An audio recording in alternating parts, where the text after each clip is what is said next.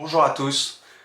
Maintenant que vous êtes familiarisé avec la bibliothèque, vous savez importer, exporter, choisir, configurer votre palette d'outils, il est temps de commencer à dessiner et nous allons attaquer l'outil de sélection. Alors en fait, il y a plusieurs outils de sélection et plusieurs façons de faire. Alors nous allons voir ça ensemble. Vous êtes prêts? C'est parti. Allez, pour commencer, vous réalisez un bel aplat de couleurs avec un feutre.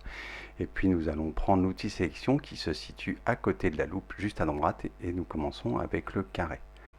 Vous cliquez avec le stylet sur le coin supérieur ou inférieur, vous tirez la diagonale et vous lâchez, votre carré est défini. Touche Supr, retour chariot, vous supprimez les pixels, ou vous pouvez par exemple ajouter un décor ou gommer à l'intérieur de la sélection. Toutes les sélections vont marcher ou vont fonctionner de cette façon. Vous avez ensuite le cercle, vous tracez des ellipses, vous pouvez effacer le contenu, et si vous appuyez sur la touche majuscule, cela vous fait un cercle parfait. Pour désélectionner votre cercle, vous pouvez appuyer sur l'icône tout à droite avec la croix rouge, vous appuyez TOC désélection, sinon vous allez dans l'onglet modifier, désélectionner. Il y a également un raccourci clavier pomme D qui permet de désélectionner votre sélection. Voilà, vous savez sélectionner, désélectionner avec des outils géométriques. On va voir maintenant les formes libres. À droite de l'outil sélection cercle, vous avez le lasso libre. Donc là, vous dessinez la forme au stylet, vous refermez et vous obtenez une forme libre.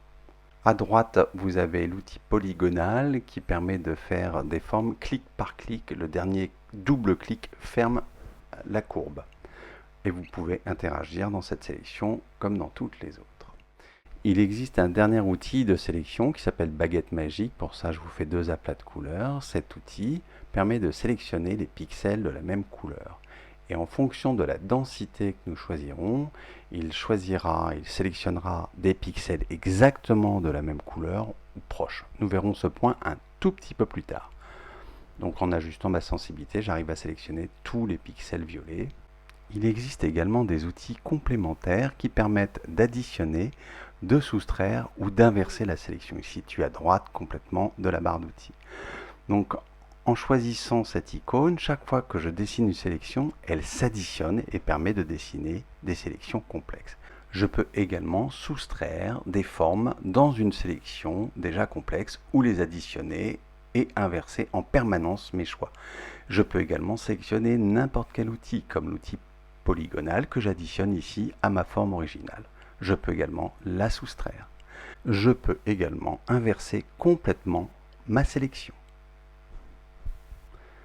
Revenons sur la pipette magique, la baguette magique qui permet de sélectionner les pixels de la même couleur.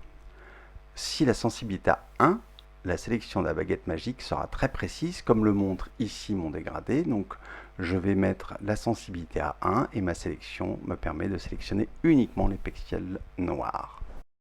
Si au contraire je mets une sensibilité à 255, alors mon champ de sélection va être beaucoup plus large, comme le montre ici la sélection de tout le dégradé en mettant une sensibilité à 255.